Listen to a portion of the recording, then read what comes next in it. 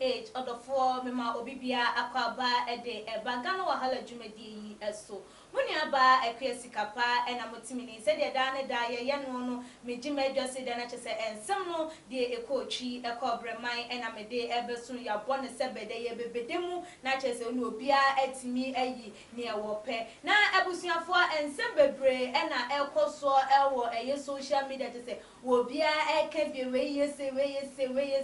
nene de abaya mona Gucci wa babontin na ensem bia wode aba no ebusia say slave queen bia ni slave queen no ye wo fake wo nepa no ma say your types of slave queens ye wo omo musle ene wo omo munsle ebusuafo na ensem no eba ye na say di ehu behia say ye beba na ye susu ya ba bebomu emu na mma ye bonra ensem no emu every Ghana for said them did kind no not say in the ties of slave queens and I say a babontin says open so the difference between obia was slave and obia own slayer yenya mona Gucci what they and some no aba betu dwana wa maye hunu say ya obi wo honom a we fake slave queen fake de no e wo honom and e wo obi a wo no chese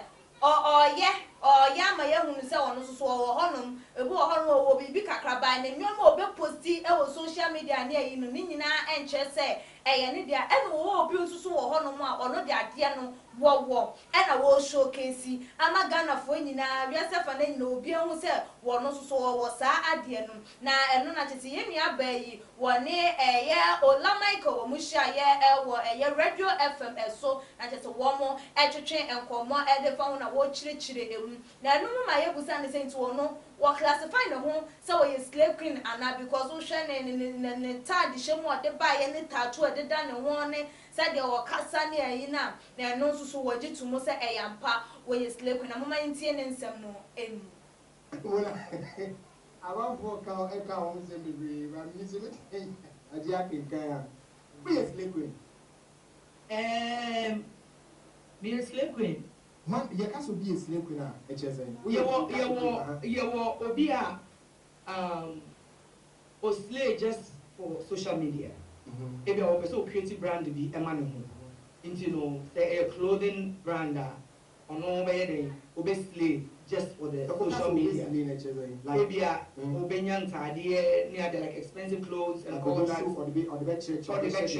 exactly you won go for do wa omu ni ejuma omo ya ne so mutena se na ebia say atade no bakwaji obi wo kra no wahye na odi twa photos no dia to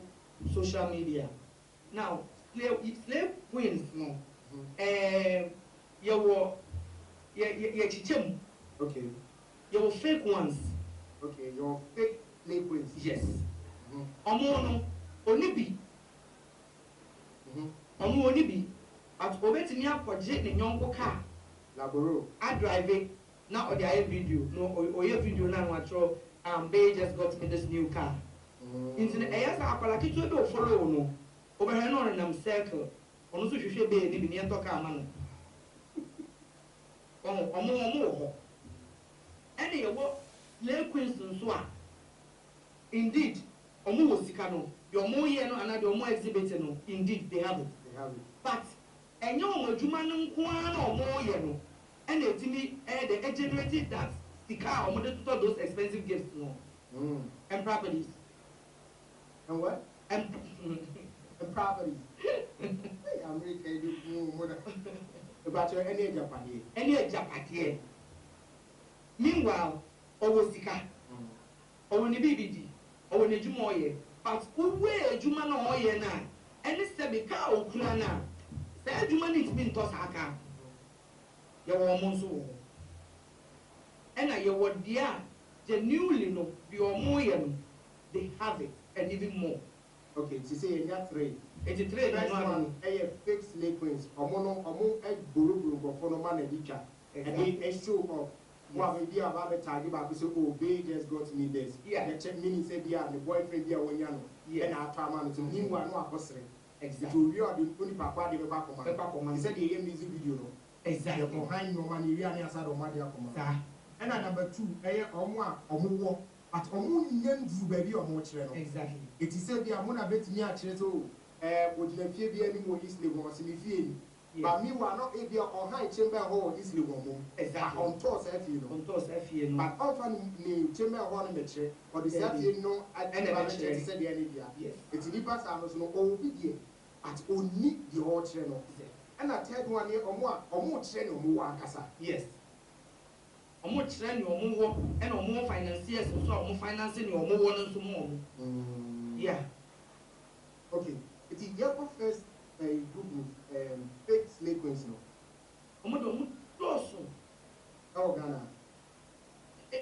Africa as a whole, but Ghana for omo doso. Oh Ghana. And omo creating negative impact on the youth. On the most serious note. Yes, because omo say we be only be. Let top pressure mouth. Pressure ndo omo ton pa one year stronger. Oba kuto bi sia. Na de wa ko shase. Na die ti no mo yes a. Ade ti na ade a wonni. Wo che ewiase ina say wo. I always relate it to Bible which they say people or men will be lovers of money than the word of God. And to me, feel say, I'm saying here, we are saying as a very global no. Africans are trying to adopt this exotic lifestyle of the biggest entertainment in the world, which is Hollywood. Okay. And you know, obi to say Rihanna, it will be say and I say Rihanna et me at top. Ka bi say ya. Na Africa slave queen bi so e wo say ni ono so be ya obeto ebi as a Range Rover ni bi and I say sa Lamborghini ni bi no ono so be ye. And no e ho no na obehu niema dubious things that slave queens ni bi etimi ye a omo di nyesika. Baby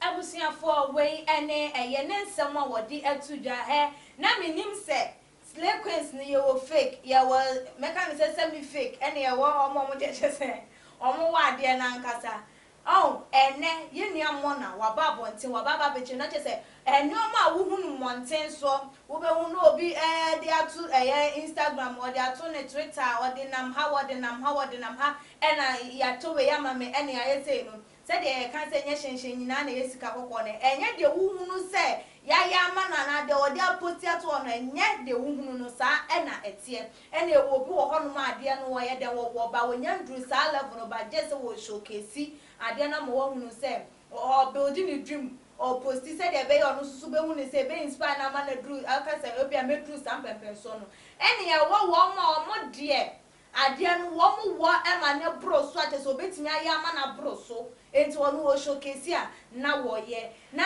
abusua mi utie ya meje di sa wote ya wote say wo refer to Bible e kan e ho answer that is wo omo mo di boni wo biase nyina no obi anim say de a nyankopon e wo ho no na abaye di nsem we atu edwa no no mo se enti na che say mo amote ho no ma che say mo ayo ma adwen say eye say adwuma na mo beye no maye ma adwen masi ma adwen pi say adwuma we e na meye because o say wunya de go to social media ye den ya obi be hu ana obi be pewa asem obi be ye be obi be link o e de amapanyi bintia no ene eye adwuma wo ye e bia blast abaye yiye pop ebi no ne say obi a wo ho afese na wutimi e ba bonten ka say we ye slay queen woni mema e da genyoma ene ana say like mu show enyoma munni e magana fo bi no ana we say fa na nyina wo bia ewra mu dia ene hu be hia say social media crampo no yen close ana say yen crofobia na e wo say ye ma wo mo ba ho because wo mo influence enkrofo na the youth no badly e was outside the honum tie hu be hia say wo bi wo honum a wo ba bonten na ene wo de no ma tutu honum na wo yi ne hu ne yi asa enkrofo no anke ni crampo say ye verify wo mo e ma ye hu ni say wo mo so ye relevant say wo man yi emu na wo bi ankwankwanko follow no amfa o how kese amba ebi no mo so say ah we nyina e wo etwa se eba because said the abaya ne kan ye wi ase wie ye no yankopon kan ye se wi ase wie ye ne eba dia enoma se ya e na ebeba entino said the work no e ye ne kwan so a ne twa se eba said the be ye be hunu se nyame asem bia a work no e ye nokre ebi no mo so ehun ne se da bi sa enkofo we ya wo mo esle a wo ye hu wo ma na se wo ma ye nim se wɔn de ade na wɔn de ɛto edwa no wɔn ɛwɔ no ɛno de at least ɛyɛ den a ebe posti wɔ bi anase ebe kenya wɔ bi ama nipa no so a wɔke ha to wɔ sɛ wɔn so be do some pɛpɛ so no by wɔn a wɔn anie na wɔn showcase no wɔn mom ɛna yɛnyɛ den yɛmba no wɔn ɛmfɛmfiri wɔn because wɔn mom na wɔn ne sɛ wɔn de ɛyɛ bad you know ɛma ɛyɛ youth no ba wɔn wɔ ɔmo yɛ adwumaden utimu sɛ dangote ba abɔnten na ɔde ne dan bɛbɛsi wɔn sɛ medan yie say ya no mom no ɛyɛ good impact a ɛde ma youth no because boa ama nipa no se nipa asomasi na obenti wɔyɛ adwumaden ɛna ɔde nya sɛ sika bentimi so na yire me ho ba wɔbo hɔ no ma wonim no wontini din da ofre krase bi wɔnya ba betina nkrankro dua ma na wɔnya ba bia ba ba obi mantwe ba ba talent no na ne okogina ha ana okonya na danfo bia yi na o twa ana wɔtim na ɔde to no san krofo no mum ɛna ɛwɔ sɛ yensi wɔ mo ɛkwan abusuafo wo nso so wo fie sɛn ɛna wo hu no one wɔn yɛ adwen sɛ ɛyɛ nkrofo bi wɔ no yensi wɔ mo kwan wɔ social media ho sɛ wɔn mo ɛmfa ɛyɛ bad impact ɛmbrɛ ɛyɛ ɛmɛburu no anase yɛngya wɔn nyinaa engum saa sɛ de yankopɔn kan na etwa brɛ no dura wɔn ayɛ den ɛyi so abusua sɛ de wadwen kyɛw bia no fabra ɛwɔ tuma gh your comment section ebiem nso so share your videos no ɛfam adɔfoɔ anuanom ɛne ɛyɛ abusuafoɔ enyinaa na wɔn nso so wɔn ehunu nea ɛkɔ so na wɔn nso so ntimi kyɛw wɔn adwen ɛmfa ebiem nso so ne ɛbɛsɛ sɛ ɔbɛ like videos miaba no so sɛ de nya upload video bia watimi nya notification na wa follow yɛ wɔ yɛ Instagram page nso @tumagh_ na emrepa me akenka madwencha mo dia ato edwa no amamo midin ene ekria sikapa aha ene di dwumadie no ebesi makramo